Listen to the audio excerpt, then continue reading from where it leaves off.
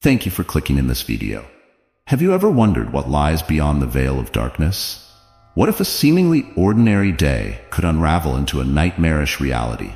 Tonight, we delve into two chilling stories where the line between safety and horror is frighteningly thin. From a never-ending night in a desolate park to an evil clown that preys on the innocent, these tales will keep you on edge. Dare to uncover the horrors that await. Stay with us until the end to discover how these terrifying journeys unfold. I never imagined that the pursuit of knowledge could lead to such a horrific end. We were a group of 6, driven by curiosity and a relentless desire to uncover the secrets of the natural world. Our destination was a remote area in the Appalachian Mountains, rumored to be a place where the sun never rises, a phenomenon so peculiar that it drew the attention of our scientific community. The stories we had heard were dismissed as local legends, nothing more than tall tales spun by the superstitious. But our minds were sharp, grounded in logic and reason, and we were determined to uncover the truth. The journey began with excitement. We set out early in the morning, our equipment packed into 2 large SUVs. Dr. Mercer, our leader, was a seasoned geologist with a reputation for unraveling the mysteries of the Earth. He had assembled a team of experts: Dr. Lee, a climatologist; Professor Harris, a biologist; Emily, a graduate student in anthropology; and Jack, a skilled photographer whose lens captured the beauty and the horror of the natural world. I was there as an astrophysicist, my expertise in celestial phenomena making me a valuable asset for understanding the strange occurrences we were about to investigate. As we ascended the rugged terrain, the daylight began to fade unnaturally fast. It was as if the sun itself was being swallowed by the mountain. The air grew colder, and an eerie stillness settled around us, broken only by the crunch of our tires on the gravel road. By the time we reached our destination, the light had completely vanished. We were plunged into darkness, the kind that felt thick and suffocating, as if the shadows themselves were alive. We set up camp near what appeared to be the edge of an enormous forest. The trees were ancient, their twisted branches clawing at the sky like the hands of the damned. It was unsettling how quiet everything was.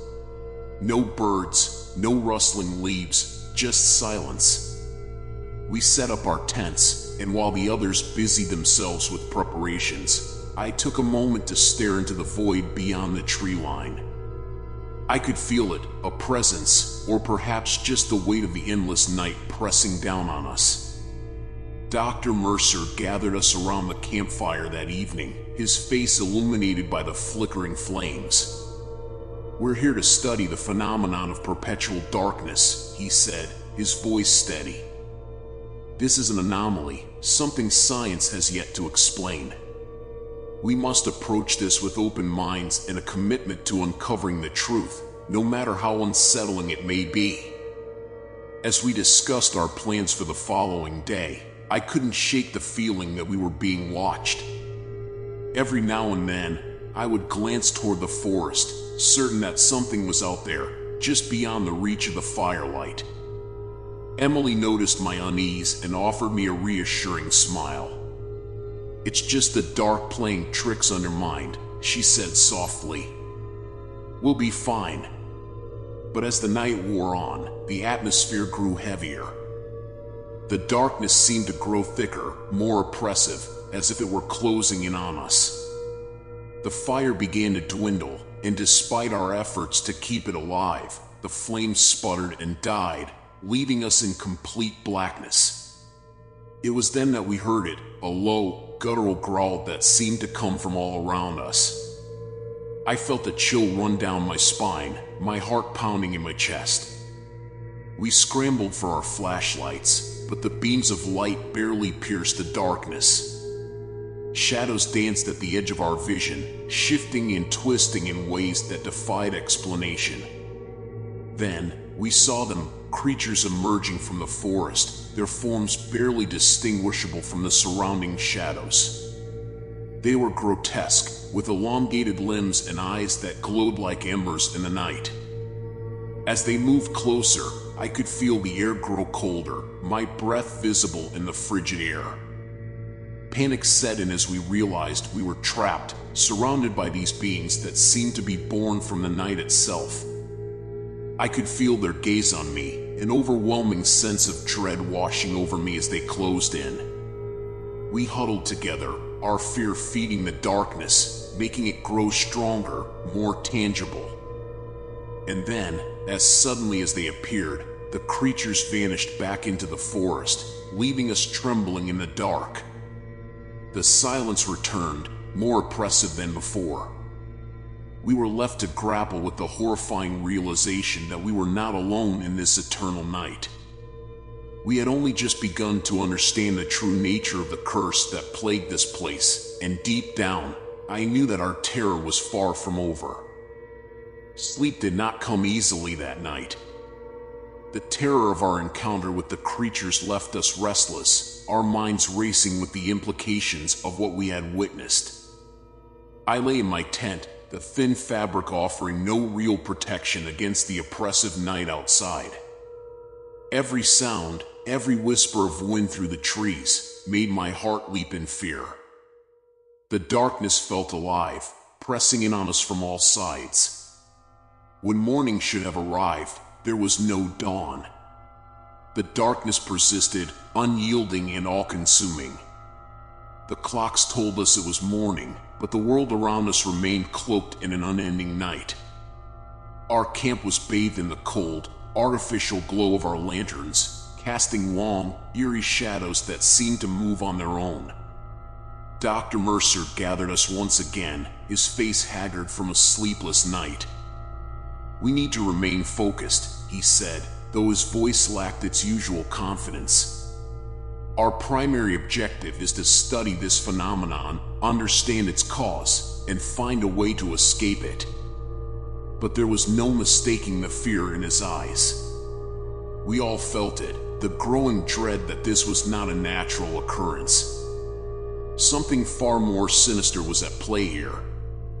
Emily suggested that we conduct our research in pairs, hoping that staying close together would provide some measure of safety. Dr. Mercer agreed, and we set out in pairs to explore the area around our camp, armed with flashlights and whatever courage we could muster. I was paired with Jack, whose usual bravado had been replaced with a wary silence. As we ventured deeper into the forest, the darkness seemed to close in around us, our flashlights barely penetrating the thick gloom. The air was heavy, each breath a struggle, as if the darkness itself was suffocating us. We walked in silence, the only sound the crunch of leaves beneath our boots. But the further we went, the more I felt the weight of the night pressing down on me, a physical presence that threatened to crush us. Suddenly, Jack stopped, shining his light on something just ahead. "Do you see that?" he whispered, his voice trembling. I squinted into the darkness, my heart pounding in my chest. At first, I saw nothing but shadows, but then, slowly, a shape began to emerge. It was one of the creatures, standing motionless among the trees, its eyes glowing like embers in the night. It was smaller than the ones we had seen before, almost childlike in its proportions, but no less terrifying. We froze, barely daring to breathe. The creature did not move, its gaze fixed on us with an intensity that sent a chill down my spine. I could feel the fear rising in me, threatening to overwhelm my senses, but I forced myself to stay calm, to think. "We need to get back to camp," I whispered, my voice barely audible. Jack nodded, and slowly, we began to back away.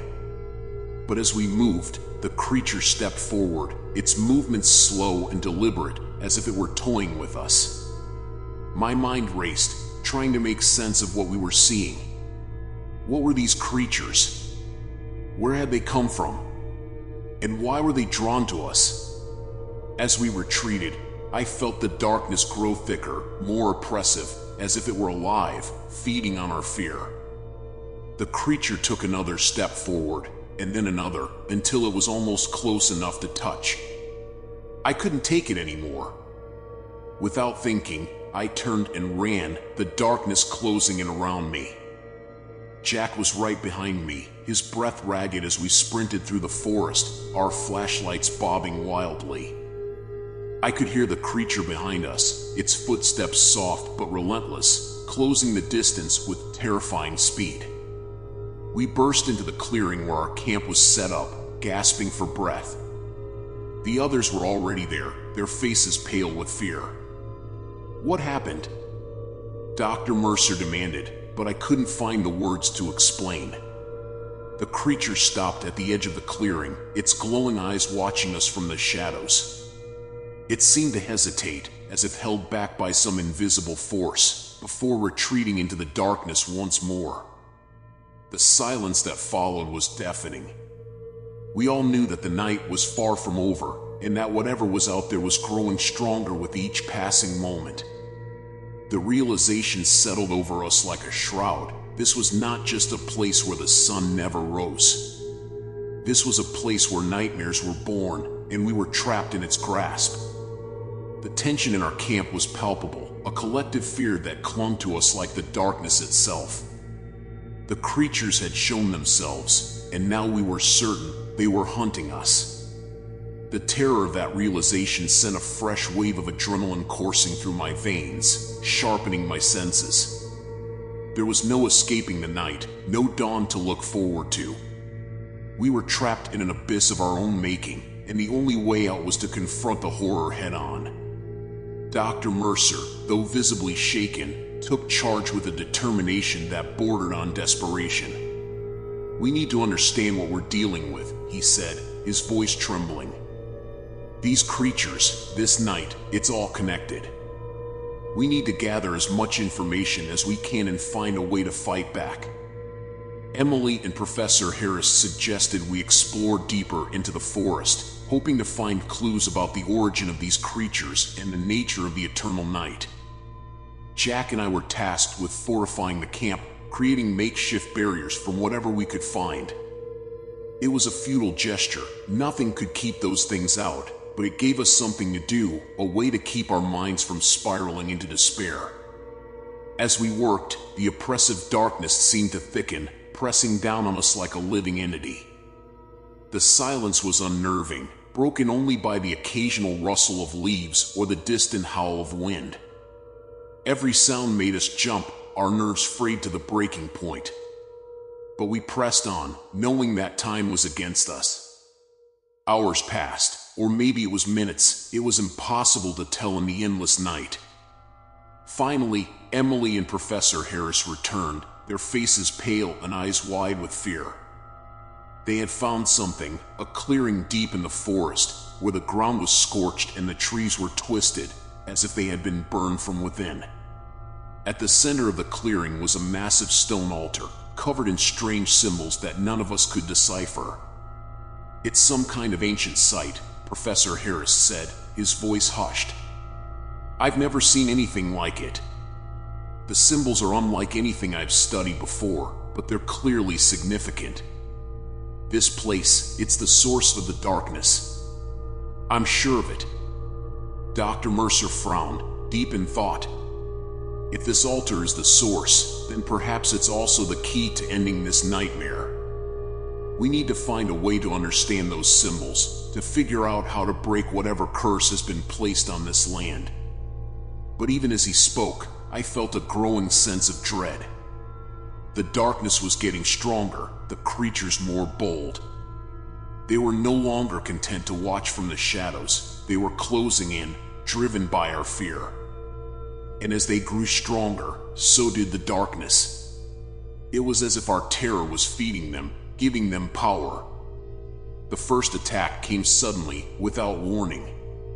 One moment, we were gathered around the fire, discussing our next move. The next, the creatures were upon us. They moved with unnatural speed, their limbs long and sinewy, their glowing eyes filled with a malevolent hunger. We barely had time to react as they swarmed our camp, their guttural growls filling the air. Panic erupted. We scattered, grabbing whatever makeshift weapons we could find, branches, rocks, anything to keep the creatures at bay. I swung wildly at one of them, the branch in my hand connecting with a sickening crunch. The creature recoiled, its form shimmering and shifting in the darkness, but it didn't fall. They were relentless, attacking from all sides, forcing us to retreat toward the center of the camp. Dr. Mercer yelled something, instructions, perhaps, but his words were drowned out by the cacophony of snarls and the sounds of our own panicked breathing. I saw Emily go down, one of the creatures pinning her to the ground. Without thinking, I charged, slamming into the creature with all my strength. It hissed, its eyes burning into mine with a hatred that sent a shiver down my spine. But I didn't back down. With a surge of adrenaline, I pushed it off her, helping Emily to her feet. "We need to get to the altar," Dr. Mercer shouted, his voice cutting through the chaos. "It's our only chance." The words barely registered as I fought off another creature, but I knew he was right.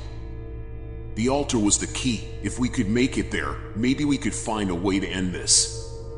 With a last, desperate push, we broke free from the swarm and ran into the forest, the creatures hot on our heels.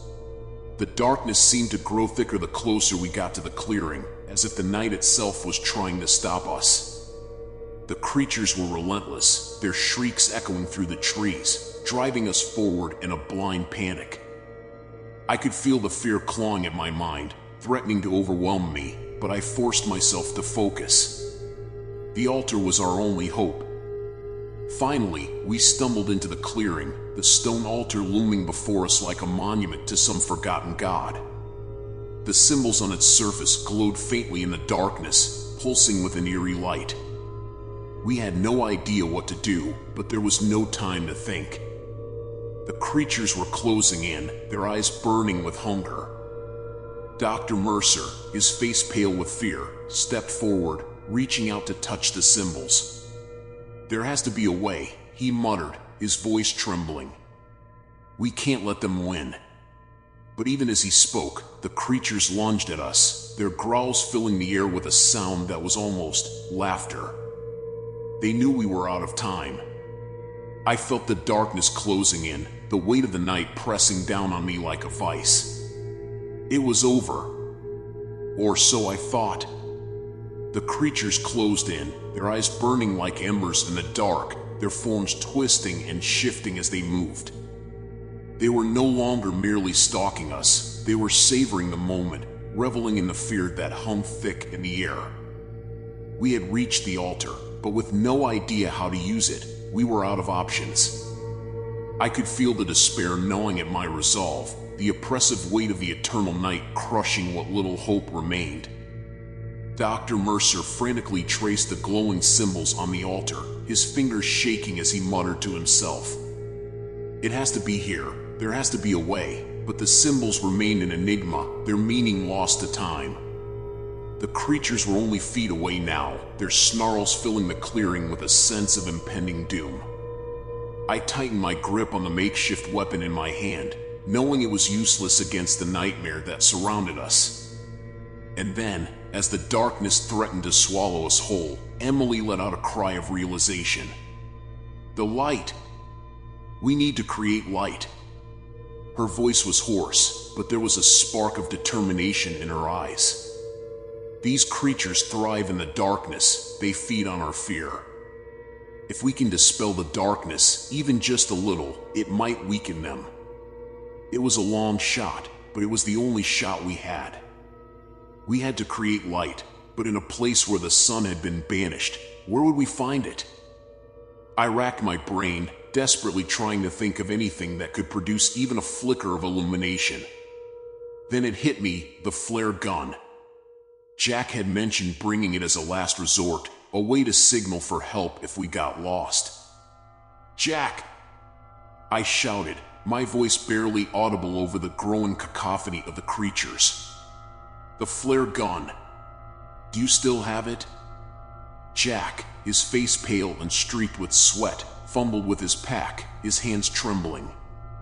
The creatures were nearly upon us now, their breath hot and fetid, their growls vibrating through the ground. Finally, Jack pulled the flare gun from his pack, his eyes wide with fear and desperation.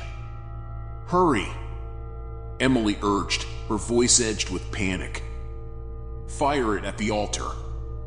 With shaking hands, Jack loaded the flare gun and aimed it at the stone altar. The creatures lunged, their jaws snapping, their claws reaching out to tear us apart. In that instant, I thought we were done for. But then Jack pulled the trigger. The flare shot out with a burst of blinding light, illuminating the clearing in a harsh red glow. The effect was immediate. The creatures recoiled, their screeches of pain filling the air as the light seared their eyes. They writhed and twisted, their forms becoming more distorted, more monstrous as the light forced them back. It was as if the light had stripped away their power, exposing them for the twisted horrors they truly were. But more than that, the light ignited something within the altar itself. The glowing symbols flared to life, burning with an intensity that outshone the flare. The air around us vibrated with a deep, resonant hum, and the ground beneath our feet began to tremble. The darkness seemed to waver, as if the night itself was being torn apart by the light. Dr. Mercer stepped back, shielding his eyes from the brilliance. "It's working," he shouted, his voice filled with a mixture of awe and disbelief. "The altar is responding to the light." The creatures, now fully revealed in the harsh glow, were no longer the terrifying predators they had been. They were weakened, their forms flickering like shadows on the brink of vanishing. The flare's light had broken their hold on the night, and the altar was amplifying that effect, pushing the darkness back, bit by bit. But the light was fading fast, the flare's brilliance dimming as it burned through its fuel. We needed more light, something to sustain the effect long enough to banish the creatures and, hopefully, end the curse of the eternal night. My mind raced, trying to think of a way to keep the light alive. Then, I remembered the research equipment we had brought, the high-powered flashlights, the emergency lanterns. "Everyone, use your lights," I yelled, reaching for my own flashlight. "Point them at the altar." We all scrambled to pull out our lights, flicking them on and directing their beams at the altar. The combined light wasn't as intense as the flare, but it was enough to keep the creatures at bay. The symbols on the altar continued to blaze, the ground beneath us rumbling with a growing intensity. The darkness retreated further, the creatures now nothing more than grotesque shadows on the verge of being swallowed by the light. The air was charged with energy, the light building to a crescendo. I could feel something shifting, something deep and ancient, as if the very fabric of this cursed place was being unraveled. The creatures let out one final, ear-piercing shriek, a sound that cut through me like a knife. And then, just as suddenly as it had begun, the light exploded outward, a blinding flash that filled the entire clearing, burning away the darkness in a single, searing burst. When the light finally faded, the night was gone. The oppressive darkness that had suffocated us was replaced by a deep, velvety black sky, dotted with stars. The creatures had vanished, their forms dissolved into the night like smoke on the wind. We were alive, battered and bruised, but alive. The curse had been broken. We collapsed to the ground, exhausted and in shock, our breaths coming in ragged gasps. The silence that followed was deafening, a stark contrast to the chaos that had just consumed us. For the first time since entering the forest, I felt a glimmer of hope. The night was no longer eternal, the dawn would come. As we lay there, the cold earth beneath us, I knew we had done the impossible. We had survived the night, faced the ancient terror that had haunted these woods for centuries, and emerged victorious. But the cost had been high, and the memory of what we had seen, what we had endured, would stay with us forever. The night, now just a memory, left an eerie silence hanging over the clearing. We sat in the cold, feeling the weight of everything we had endured. The creatures were gone, banished by the light we had managed to conjure. But even as the fear ebbed away, a lingering unease settled in its place. We had survived, but the forest felt different now, less oppressive, yet still holding secrets in its shadowed depths. Dr. Mercer was the first to rise, brushing dirt from his clothes. "We need to leave this place," he said, his voice hollow with exhaustion. "The curse may be broken, but I don't trust that the forest won't try to reclaim us." The rest of us nodded, too drained to argue. We gathered our gear, the once heavy packs now feeling light after what we had faced. As we prepared to leave, Emily paused by the altar, her eyes tracing the now dormant symbols etched into the stone. "Do you think it's really over?" she asked, her voice barely above a whisper. I joined her by the altar, feeling the rough, cold surface under my fingertips. "I think we've ended the curse that kept the sun from rising here," I said slowly, "but some things never truly go away." I looked up at the sky, where the stars still twinkled faintly. "The forest has been touched by something ancient. We've pushed it back, but I don't think it's gone completely." She nodded, her face drawn but resolute. "Then we should make sure no one else stumbles upon this place." We set to work dismantling what little evidence we could of our expedition. The altar, despite our efforts, was immovable, its ancient stone still faintly pulsing with the power it had held. But we took down our camp, erased our tracks as best we could, and left the clearing as undisturbed as possible. As we worked, I couldn't shake the feeling that we were being watched, that the forest itself was observing us, waiting for us to leave. With everything packed and our path mapped out, we began our trek back through the forest. The journey out was quicker than the one in, the oppressive atmosphere of the eternal night lifted. But the forest was still dense, still full of shadows that seemed to move just at the edge of our vision. The creatures might have been banished, but their presence lingered in the silence between the trees. As we walked, the first light of dawn began to filter through the branches, a soft, golden glow that seemed almost miraculous after the unrelenting darkness we had endured. I felt a wave of relief wash over me, and I could see it mirrored in the faces of my companions. We had survived the night, survived the nightmare, but it wasn't until I saw the sunlight that I truly believed it. We finally broke through the tree line and onto the ridge overlooking the valley. The sun was rising, casting long shadows across the landscape, but it was the most beautiful sight I had ever seen. The warmth of the sun on my face felt like a blessing, a promise that the terror of the night was truly behind us. As we descended the ridge, I couldn't help but glance back at the forest one last time.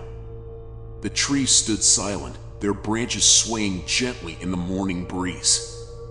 But deep within, I knew the darkness still lurked, waiting for the next group foolish enough to venture into its depths. We reached the base of the mountain by midday, where our vehicles waited untouched. The world outside the forest seemed almost surreal after what we had been through, as if the terror we had faced was just a bad dream. But the scars on our minds and bodies were real, reminders that some nightmares exist even in the waking world. As we loaded our gear into the trucks, Dr. Mercer approached me, his face lined with concern. "What do we tell people about this?" he asked. I thought about it for a moment, remembering the terror, the despair, and finally the light that had saved us. "We tell them the truth," I said. "But we also make sure they know to stay away. Let this place return to the shadows where it belongs." He nodded, understanding. We had uncovered something that was never meant to be disturbed, and the best way to honor that was to let it fade back into legend. As we drove away, leaving the mountain and the cursed forest behind, I felt a mixture of relief and sadness. We had survived, but the experience had changed us. The night may have ended, but its echoes would stay with us forever, a reminder of the horrors that lurk in the dark corners of the world, and the thin line that separates the known from the unknown. And as the sun climbed higher in the sky, banishing the last of the shadows, I made a silent vow to never return to that place, to never seek out the darkness again. Some things are better left in the night, where they belong.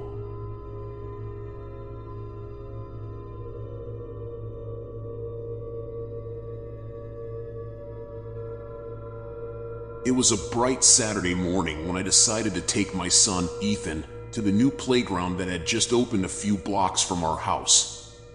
The park was lively, filled with the laughter of children and the sound of parents chatting while keeping a watchful eye on their little ones. The sun filtered through the trees, casting playful shadows on the ground, and I could feel the warmth of the day on my skin. A perfect day, I thought, for some fun outside. Ethan was over the moon with excitement.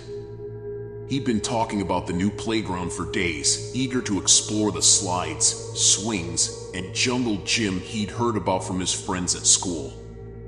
As we arrived, he dashed toward the swings without a moment's hesitation, his little legs pumping with unbridled energy. I found a bench nearby and settled in, keeping an eye on him while he played. Other parents were scattered around the park, some pushing strollers, others engrossed in conversation. It was the kind of scene that felt safe, familiar, a moment of peace in the chaotic world of parenthood. As I watched Ethan, I noticed something odd out of the corner of my eye. A man in a clown costume stood near the edge of the playground, partially obscured by the trees. He was tall, with a painted face that seemed too white, the red of his nose and lips almost garish in the daylight. He held a bunch of bright, colorful balloons, their strings trailing lazily in the breeze. At first, I dismissed it as some kind of promotion, maybe a birthday party or an event in the park. But there was something unsettling about the way the clown stood, so still and silent, watching the children with a gaze that felt too intense. I tried to shake off the feeling, but it lingered like a shadow at the back of my mind. Ethan, oblivious to my growing unease, continued to play. He had moved on to the jungle gym, climbing with the agility and fearlessness that only children seem to possess. I smiled despite my nerves, proud of his independence, but my eyes kept drifting back to the clown. To my surprise, the clown began to move. He walked slowly, almost deliberately, toward the playground. I felt my breath catch in my throat as he approached the jungle gym where Ethan was playing. I was about to stand up, to go to my son, when the clown stopped abruptly, just a few feet away from the equipment. He held out a balloon, red and shiny, its surface reflecting the sunlight, and offered it to Ethan. "Do you want a balloon?" The clown's voice was high-pitched, almost sing-song, but there was an edge to it that sent a shiver down my spine. Ethan paused, looking at the clown with wide, curious eyes. He hesitated for a moment, then reached out to take the balloon. The clown's painted grin seemed to widen as he handed it over, his eyes, too dark, too hollow, locking with mine for a brief, chilling moment. I felt a surge of panic. Something was wrong. I didn't know what it was, but every instinct I had screamed at me to get Ethan away from that clown. I stood up quickly, my heart pounding in my chest, and called out to my son. "Ethan, come here, sweetheart." Ethan glanced at me, his face bright with the excitement of his new balloon. But instead of running toward me like he usually did, he just stood there, holding the balloon tightly in his small hands, his expression slowly shifting to something I couldn't quite understand. His eyes, normally so full of life, seemed distant, unfocused. "Ethan, come on. We need to go." But he didn't move. He just stared at the balloon, his fingers gripping the string so hard that his knuckles turned white. I rushed over to him, my panic rising with every step.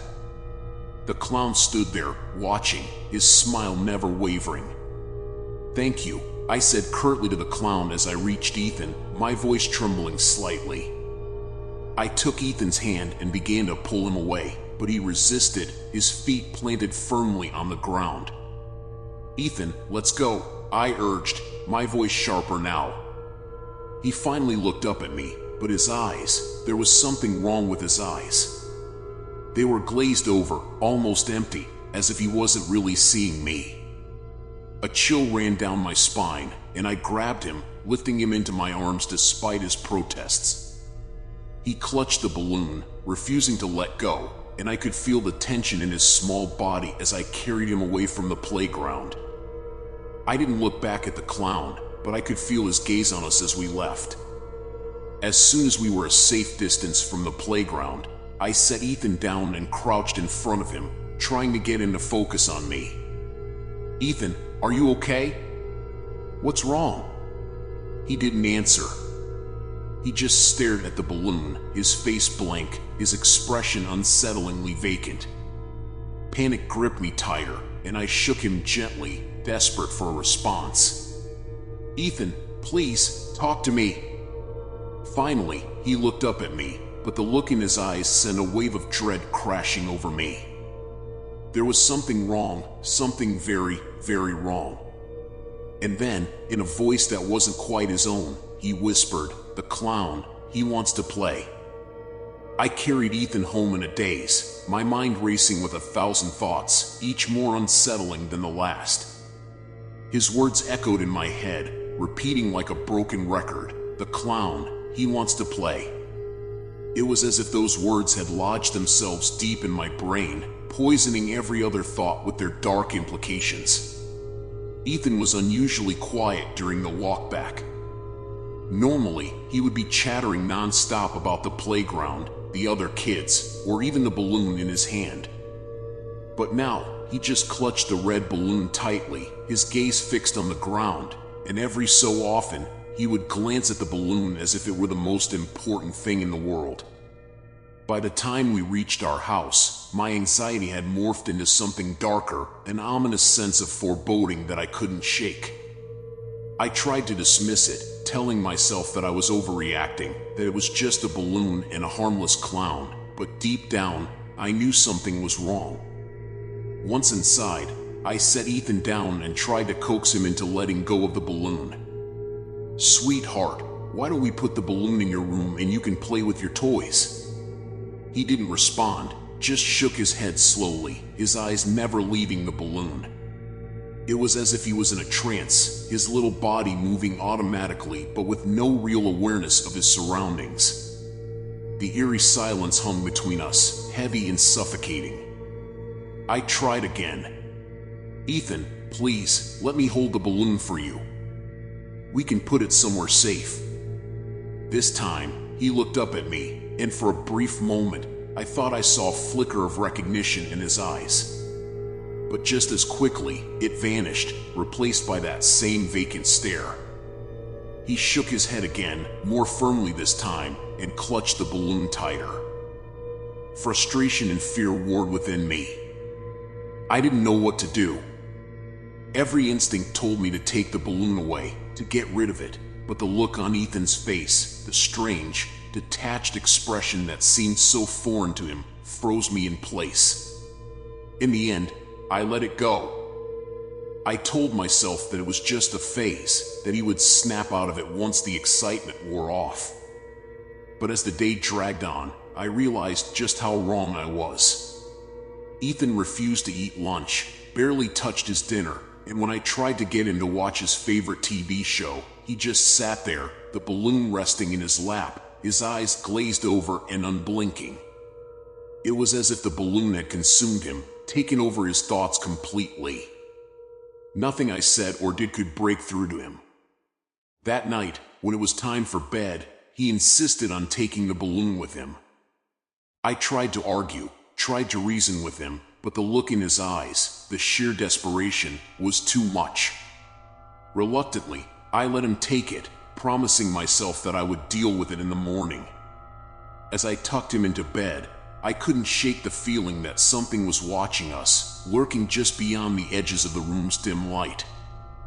I glanced around, my heart pounding in my chest, but there was nothing, just shadows and silence. Still, the unease gnawed at me, refusing to be dismissed. I kissed Ethan on the forehead and turned to leave, but as I reached the door, I heard him whispering. I froze, my hand on the doorknob, straining to hear what he was saying. The words were faint, almost too soft to make out, but there was no mistaking the tone. It wasn't the voice of a child. I turned back to Ethan, my heart racing. He was lying in bed, the balloon floating beside him, and his lips were moving, forming words that seemed to slither through the air, cold and unnatural. I couldn't understand what he was saying, but the sound of it sent chills down my spine. Ethan, I called out softly, my voice trembling. Who are you talking to? He stopped abruptly, his lips stilling, and turned his head to look at me. His eyes, those same vacant, distant eyes, locked onto mine, and for a moment, I felt like I was looking at a stranger. There was something behind those eyes, something dark and malevolent, and it terrified me. I'm talking to the clown, he whispered, his voice eerily calm. He's in the balloon. My blood ran cold. I took a step back, nearly tripping over my own feet as I stared at him in horror. This wasn't my son. This was something else, something that had taken hold of him, and I had no idea how to stop it. Ethan, I managed to choke out, we need to get rid of the balloon. It's not safe. But he shook his head slowly, a small, eerie smile creeping onto his face. The clown doesn't want to go. He's going to stay with me, forever. I backed out of the room, my heart pounding so hard I could barely breathe. I closed the door, my hands shaking, and leaned against it, trying to calm the storm of fear raging inside me. What had I brought into our home? And more importantly, how was I going to protect my son from whatever evil had found its way into his life? The next morning, I woke up with a knot of dread in my stomach, the events of the previous night still fresh in my mind. I had barely slept, my thoughts consumed by the disturbing change in Ethan and the sinister presence I could feel lurking in the shadows of our home. I knew I couldn't ignore it any longer. Whatever was happening to my son, it was tied to that balloon and the clown that had given it to him. I had to find a way to break the hold it had over him before it was too late. As I walked down the hallway toward Ethan's room, I hesitated outside his door, bracing myself for what I might find. I took a deep breath, steeling myself, and pushed the door open. Ethan was already awake, sitting in the middle of his bed with the balloon floating beside him. His eyes were wide open, but they were different, darker, more intense, as if something else was staring out from behind them. He didn't even acknowledge my presence. Ethan, I called softly, trying to keep the fear out of my voice. How are you feeling, sweetheart? He turned his head slowly to look at me, and the small, eerie smile from the night before reappeared on his face. The clown says good morning, he said, his voice unnervingly calm. I swallowed hard, feeling the hairs on the back of my neck stand on end. Ethan, we need to talk about the balloon, I said, taking a tentative step closer. It's not safe. We need to get rid of it. But he shook his head, the smile fading. No. The clown says it's mine. He gave it to me, and I have to keep it. I felt a surge of panic rising in my chest. This was not my son speaking. Something had taken hold of him, twisted his mind, and I had to figure out how to break its grip before it was too late. Ethan, please, I begged, reaching out to him. We can't keep it. It's dangerous. His eyes narrowed, and for a moment, I saw a flash of something dark and malevolent cross his face. If you try to take it away, he hissed, the clown will be very angry. I froze, my hand hovering in the air. The intensity in his voice, the sheer menace, stopped me cold. This wasn't my sweet, innocent boy. This was something else, something far more sinister. I withdrew my hand, my heart pounding in my chest. "Okay," I said, trying to keep my voice steady. "We won't take it away. But we need to understand what's happening. Can you tell me more about the clown?"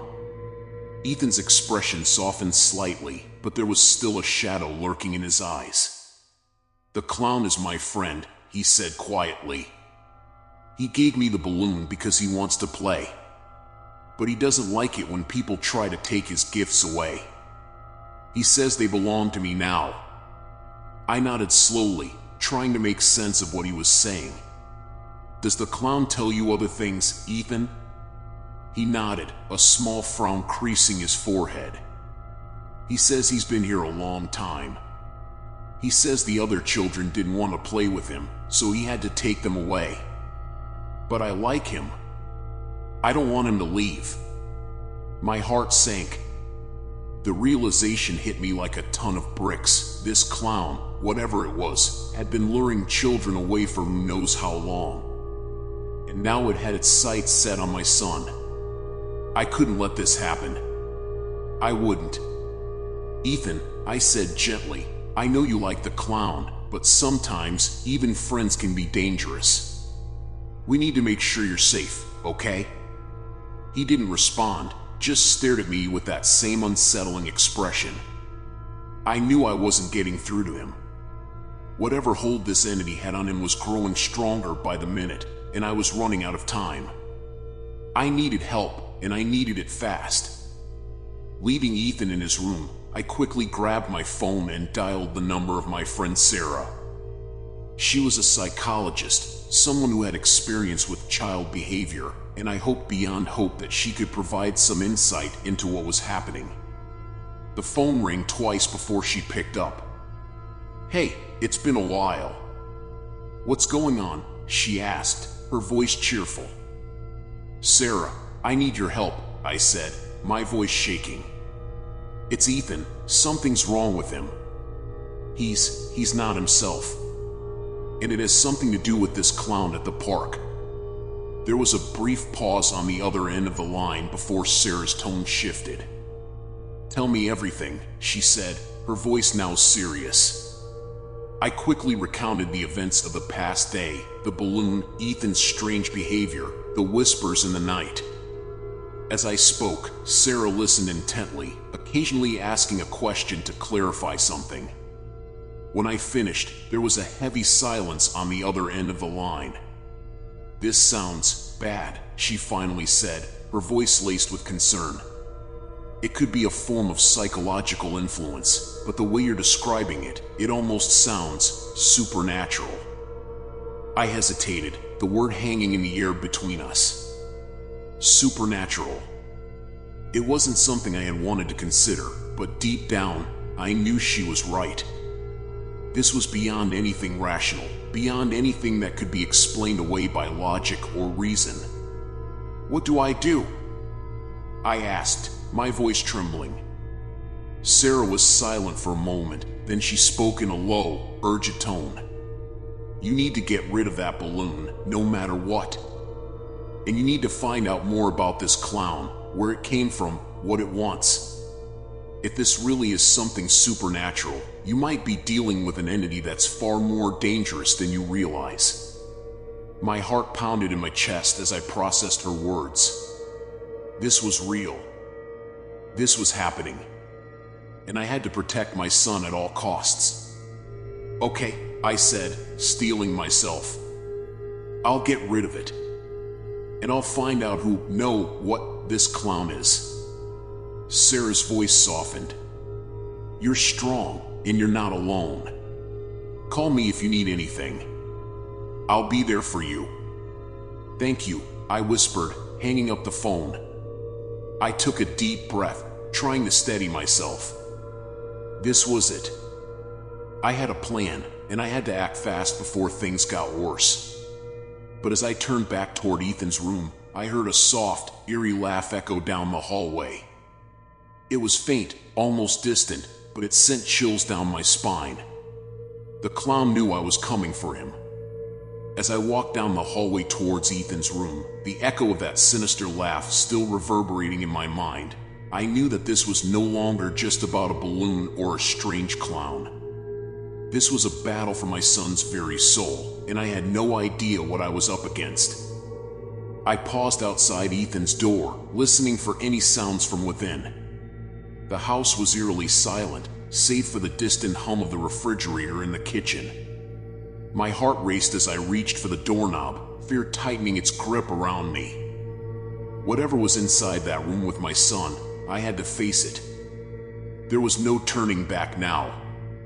I pushed the door open slowly, half expecting to be greeted by something out of a nightmare.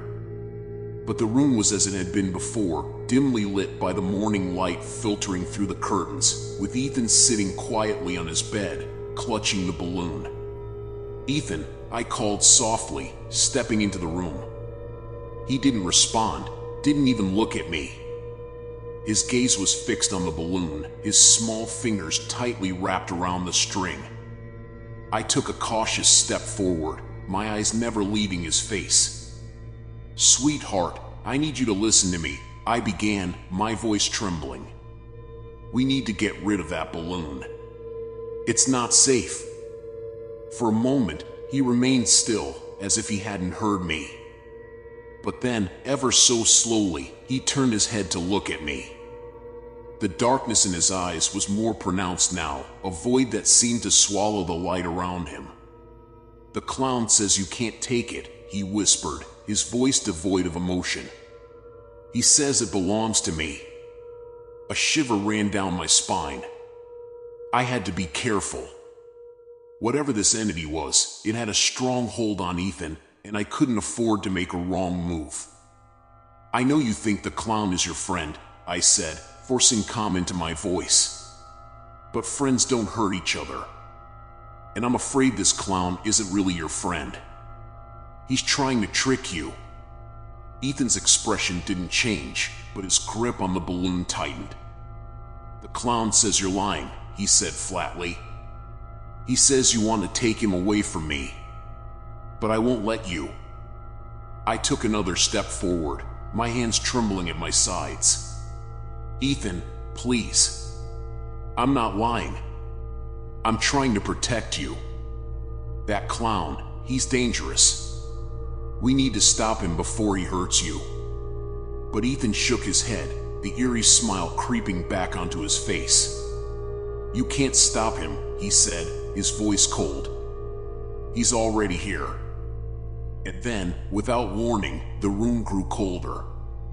The temperature dropped so suddenly that I could see my breath in the air. The shadows in the room seemed to deepen, stretching toward me like dark, twisted fingers. I could feel the presence of something malevolent, pressing in on me from all sides. A low, guttural laugh echoed through the room, sending a jolt of fear through me. It was the same laugh I had heard before, but now it was closer, more real. My heart pounded in my chest as I realized that the clown was no longer just a figment of Ethan's imagination. It was here, in the room with us. Desperation clawed at me. I had to do something, anything, to break this nightmare. I lunged toward Ethan, intending to grab the balloon and rip it from his grasp. But as soon as my fingers brushed the string, a shock of cold energy surged through me, throwing me back across the room. I hit the wall hard, pain exploding in my back as I crumpled to the floor. The balloon floated gently back into Ethan's hands as if nothing had happened. He stared at me, his expression unreadable.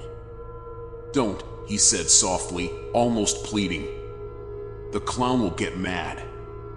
I struggled to my feet, my body aching from the impact.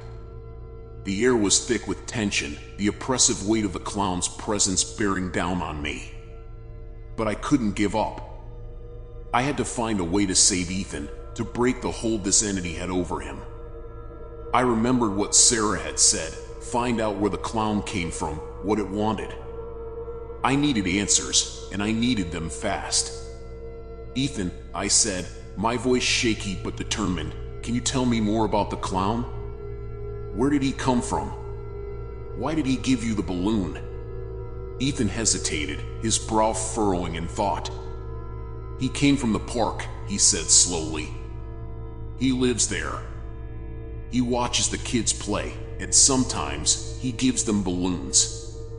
But only the special ones. The ones he likes. My blood ran cold. The park, of course. That's where this all started. If I was going to stop this, I had to go back there. I had to confront whatever this thing was on its own turf. But Ethan wasn't finished. He says he's been here for a long time. A very long time. And he's lonely. That's why he takes the kids, to keep him company. But they always leave. They don't want to stay with him. My heart ached as I listened to my son, his innocent voice describing something so twisted and wrong. This wasn't just about Ethan anymore. This clown, this entity, had been preying on children for who knows how long, and I was the only one who could stop it. I made a decision then and there. I was going to the park, and I was going to end this. No matter what it took. Ethan, I said gently, I need you to stay here, okay? I'm going to the park to talk to the clown. I'm going to make sure he doesn't hurt you or anyone else ever again. Ethan's eyes widened, a flicker of fear crossing his face. No, Mommy, don't. He'll hurt you. He'll make you disappear like the others. I forced a smile, even as fear gnawed at my insides. Don't worry, sweetheart. I'll be careful. I promise. I left the room before he could say anything else, my mind racing with what I had to do. I grabbed my keys and my coat, steeling myself for what was to come. The park was only a few blocks away, but it felt like I was walking into another world, a world where shadows hid unspeakable horrors and where a sinister clown waited for his next victim. As I stepped out into the cold, gray morning, I couldn't shake the feeling that I was being watched. But I couldn't let fear paralyze me. I had to be strong. For Ethan, and for all the other children this monster had taken. The park loomed ahead of me, shrouded in a thick fog that seemed to cling to the ground like a living thing. The swings creaked in the wind, the playground deserted and eerily silent. I could feel the clown's presence, lurking just out of sight, waiting for me. This was it.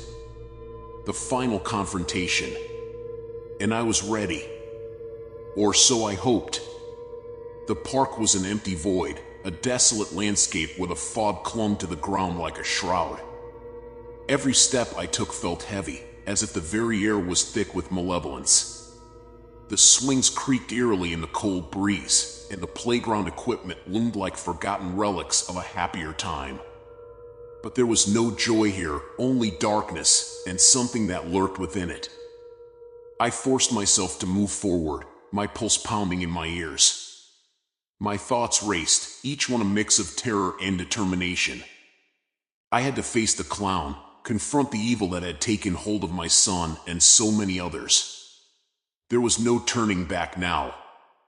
As I approached the center of the park, where the fog was thickest, I could feel the presence growing stronger. It was as if the darkness itself was alive, watching me, waiting for the perfect moment to strike. I scanned the area, my eyes searching for any sign of movement, any hint of the sinister clown. And then, I saw him. He stood in the mist, just beyond the merry-go-round, his figure barely visible in the haze. The clown was tall and gaunt, his clothes a patchwork of faded colors, his face hidden behind a grotesque mask of white and red. In one hand, he held a bundle of balloons, their strings trailing in the wind like tendrils of shadow. For a moment, we simply stared at each other, the distance between us feeling like a vast chasm. I could feel the darkness radiating from him, an overwhelming wave of fear that threatened to drown me. But I couldn't let it. I had to be strong. I had to fight. Why are you doing this? I called out, my voice shaking but loud enough to cut through the silence. Why are you taking these children? The clown didn't move, didn't speak. He just stood there, watching me with those hollow eyes, as if he was studying me, assessing my fear. The balloons swayed gently in the breeze, their bright colors a stark contrast to the darkness that surrounded us. I won't let you take Ethan, I shouted, my fists clenched at my sides. You can't have him. You can't have any of them. Slowly, the clown tilted his head to the side, the movement almost inquisitive.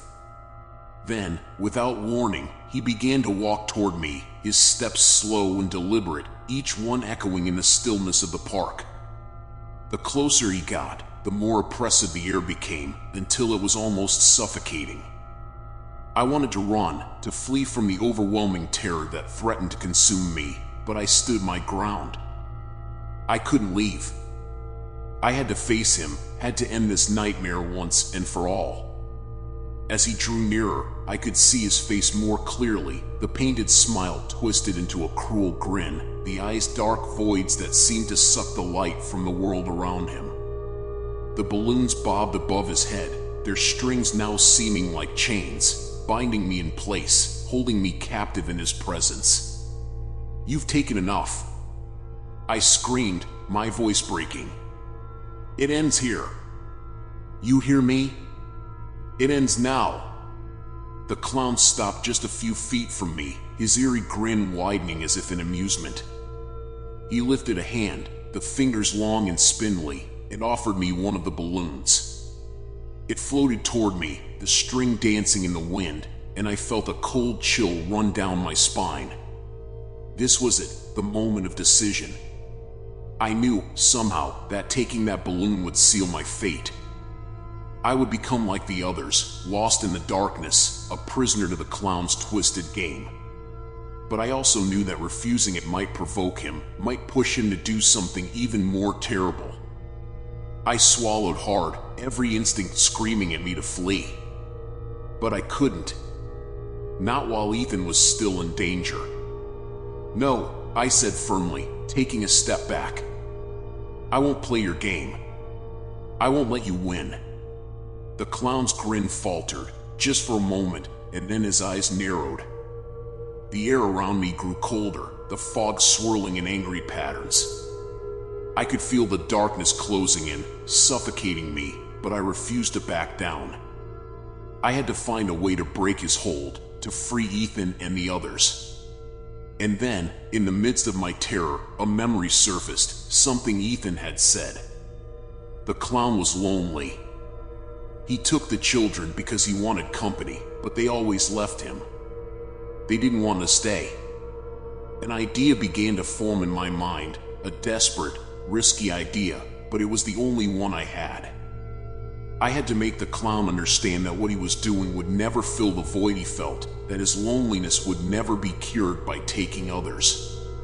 I know why you do this, I said, my voice trembling but resolute. You're lonely. You think taking these children will make you feel less alone, but it won't. They don't want to be with you. They want to go home. The clown's expression didn't change, but I could see something in his eyes, a flicker of uncertainty, of doubt. You don't have to do this, I continued, taking another step forward, despite the fear clawing at me. You can let them go. You can let us all go. You don't have to be alone. For a long moment, there was only silence, the oppressive weight of the clown's presence bearing down on me. But then, slowly, his hand lowered, the balloon drifting to the ground at his feet. The darkness around us seemed to waver, as if it was unsure of itself, unsure of its power. You're not real, I whispered, the realization hitting me. You're just a manifestation of fear, of loneliness. But fear doesn't have to control us. We can choose to let go. The clown stared at me, his grin fading into something almost like sadness. The fog around us began to lift, the air warming as the oppressive darkness started to recede. I could see the park more clearly now, the outlines of the playground equipment, the path leading back to the entrance. "It's over," I said, more to myself than to him. "It's over." And with that, the clown's form began to dissolve, the colors of his costume fading into the mist, his body becoming insubstantial, like smoke in the wind. The balloons floated away, their strings unraveling as they drifted into the sky, disappearing into the morning light. I stood there, alone in the now empty park, the weight of what had just happened sinking in. It was over. I had confronted the darkness and won. I had saved Ethan, and perhaps, in some small way, I had saved the clown too. I turned and walked back toward the house, my steps lighter, the air around me free of the oppressive weight it had held before. The sun was beginning to rise, its light breaking through the clouds, casting the park in a golden glow. It felt like the end of a nightmare, a return to normalcy. When I reached the house, I found Ethan waiting for me at the door, his eyes clear and bright, the darkness that had clouded them gone. He ran to me, and I hugged him tightly, relief flooding through me. "It's okay, sweetheart," I whispered, tears streaming down my face. "It's all over now. The clown is gone." Ethan looked up at me, a smile breaking across his face. "I knew you'd save me, Mommy." And in that moment, as I held my son close, I knew that we were safe. The nightmare was over, and the clown, the evil that had haunted us, was gone for good. Or so I hoped. If you want to watch another story, there is another video appearing on your screen now. Share your thoughts and experiences in the comments below. And don't forget to subscribe and hit the notification bell for more spine-chilling stories.